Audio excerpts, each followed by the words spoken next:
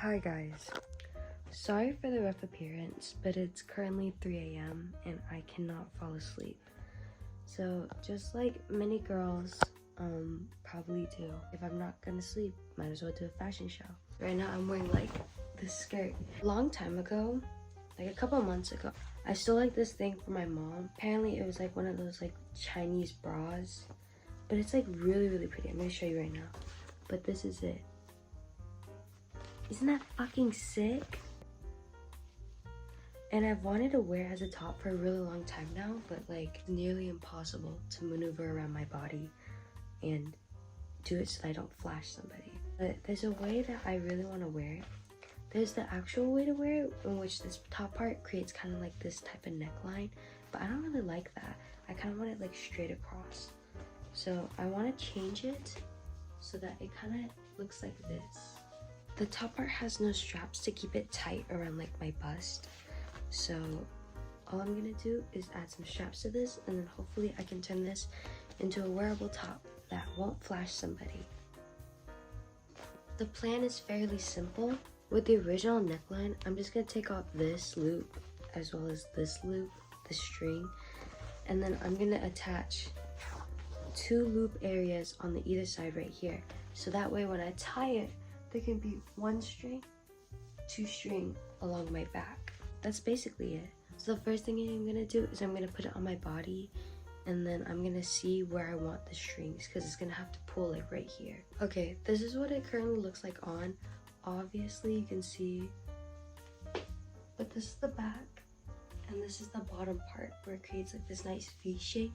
So that's why I wanna be able to put a tie here, so I can go taunt right here. I think I'm gonna put the loops like right here and then right here. Okay, all I've done is pin where I kind of want the loopholes to be, and I pinned it on both sides because although I could pin it on one and then fold it over, I don't know if where I put it is like the true center. Like when I arrange it on my body, I don't know if I'm really doing like the true center of the top. So I kind of just want to go off of like my body rather than centers. Obviously I'm going to check if they're lined up because I do want them to be the same, but obviously I don't think it's going to be perfect. Oh, actually I think it's perfect. Wait a minute. I think I'm just going to start by cutting off this and this. I don't know why I suddenly have so much energy, but I just can't fall asleep. And I feel like I always decide to start to do things like late at night. I also decide to stop trying to sleep like hours after I've been like trying to sleep constantly for hours. Like 3 hours will pass with me being unable to sleep, and only then will I be like, maybe I should do something else with my time. Because I want to sleep, I just can't. Lately, I have basically almost everything already in my room. I just had to go get one of these like thread thingies. But I remember that I have like this blue thread, not thread, but like string from my grandma. And of course it's not the same as this ribbon, but it could definitely be helpful. Like if I do really need a new string or tie, or if I want to attach even more like loopholes on the side, you know what I mean? And I also found a red one in case I want to switch it up, because you know, this is blue and red, but I don't know. A little bit of dilemma. I don't know if you can see, but this part is like connected over here. So it's not like I can take it off. It's not like it was sewn on separately. It's one cohesive piece. I kind of want to preserve as much of this as possible, like without altering it too much. So I may keep that part on, and then I may just cut off stuff from the other end, because this string was too long to begin with. But it's a big move, you know. But when you think about it, if I don't do this, I'm never gonna wear this thing. So like, sacrifices have to be made. And when you think about it, I can always attach it back on. You know, it's not that hard. I think I'm gonna snip off the small one, because my idea is that the small one can be made into 2 of them. So then I wouldn't even need to cut off this one. This ain't even a heirloom thing, by the way. It's probably some cheap shit that my mom bought on the side of the thread. Oh, I found it. That's why you don't do things for show's sake. The edge doesn't look that bad. It does look a little cut off though, but I don't think anybody's gonna be looking at me that closely. So cut it in half and then create 2 loops with this. One of the core memories I have from like very young was when I was in preschool. I went to the YMCA for preschool. Can you believe it? There's this one time where they gave us a like sewing kit where it was like a plastic sewing needle, and like the things that you would sew through were literally like punctured holes through the fabric. But it was super fun, and I thought I was amazing for what I did with it. Like, I kind of learned to sew from my mom, because like, you know, I feel like most people want, I don't know, I have a very bad conception of what is like common amongst people learning from like other things, because I learned a lot of things when I was young, like how to clean, blah blah blah. So like, I don't know if a lot of people learn to sew when they're young, but like I learned to hand stitch, like a basic hand stitch, and that has served me very well over the years.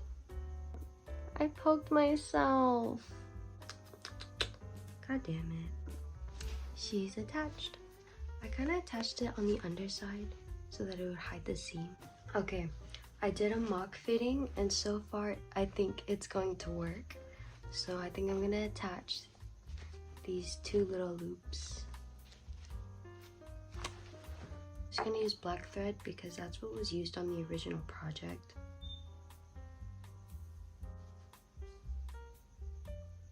I finished the work on the first loop. The stitches, I'm gonna tell you right now, are not pretty. It's like, I don't know if you can see. I'm sorry. It looks like it'll stick, so I'm just gonna leave it as it is, and then I'm gonna start working on the second loop. Okay, I just finished the second loop, and based on my slight tug test,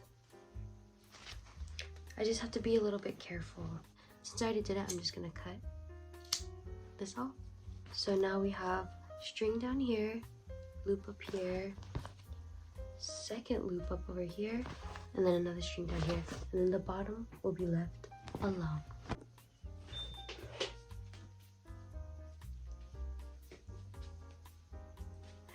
Thoughts?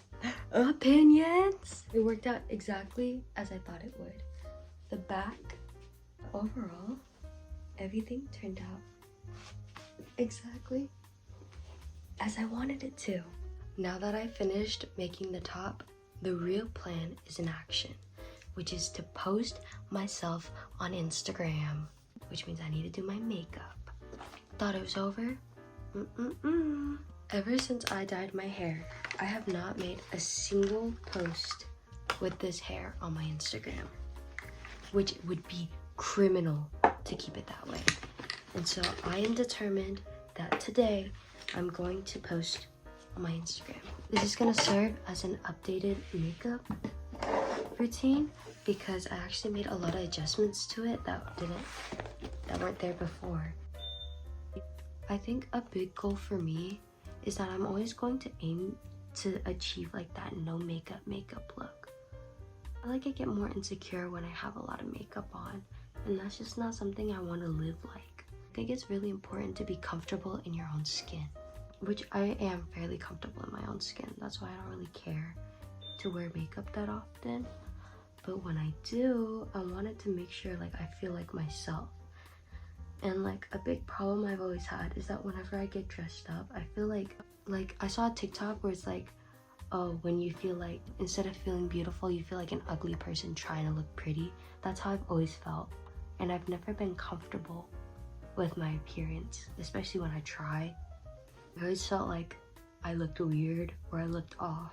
I think it's just a matter of being comfortable in my own skin and being confident in myself, which is very cliche. Something I've always been insecure about, and it runs in my family, but it's like these like, not skin tags, but like discoloration parts of your skin that like are 3D. Like, it's like 3D parts of my skin. And like, I've had like a few pop up like over here and stuff, like this one. And like I could accept the ones on the side, but like I have a lot now. Like all up here, there's a bunch of them over there. And like they are definitely like an insecurity, it makes my skin uneven looking, you know? I've made big changes to my mascara, I feel like, over the years. Before, I used to fill it in quite a bit, which I actually didn't like at all. But it was the only way I knew how to do my eyeliner because I have hooded eyes.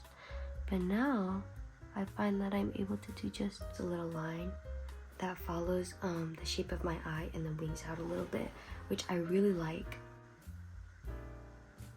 But an issue that I have is that my eyes are uneven.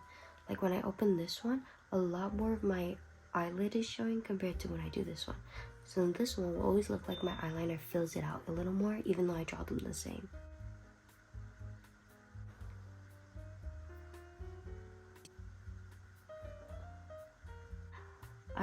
I kind of acknowledge this and I know this within myself, but I have an aesthetic that I want to follow by. And that is like the cooler skin tone, like cooler colors. But like obviously, like I'm pretty sure I'm more warm tone, but I just don't like warm tones. It's just like a fight within myself to like be like, do I want to be what I want to be, or do I want to follow like what suits best for me? Also, an issue that I'm going to have to deal with right now is the fact that my hair is a freaking mess, which you can already see. Nothing a little like dry shampoo and straightening can't fix, you know what I mean? I think another thing that limits me is the fact that I don't want to spend money on new makeup or exploring new makeup. Like I just don't have that kind of luxury. And like the fact that like I already spent money on these palettes, and like for me to not use them would be horrendous and an absolute waste. I'm not blaming my like financial situation on why I can't find my aesthetic, but I'm saying like that definitely for me personally plays a part in it. For the longest time, I had a big struggle with how to do the xoxoxooxooxox part. When I smile, like it's a huge fucking chunk of my eye. Like look, like all of that. How am I supposed to highlight all of that? Am I even supposed to highlight all of that? Is what I always thought, but I cracked the code. So it's all about experimentation. Now I'm just gonna add like highlights onto my eyes. I just add that towards the inner corner of my eye and then spread that out towards my under eye like that. Lastly, I just put some on in the middle of my lid. I really love the like naturally beautiful aesthetic.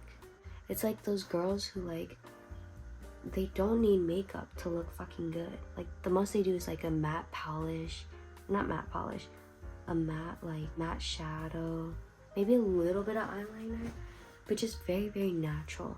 And that's what I want. I want to be naturally beautiful looking. Now we're going to introduce the star of the show, the most recent addition, and that is a little xoxoxooxooxox highlighter thing that I got from Temu actually. Can you believe it? And no, it has not given me any eye problems. But yeah, it's just this light peachy color, and it's very white. Not very white, but it's, you know, pretty there. And what I try to do is I put a lot of dark shadow over here to contrast it with here to make my eyes look bigger.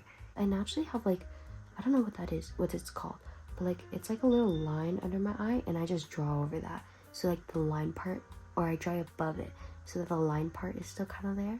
So can you see? Can you see right there? And so that way it creates kind of like this natural shadow.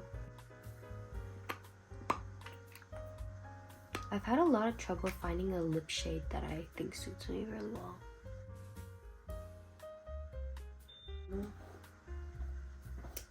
I don't really know what to do with it, but this is what it looks like.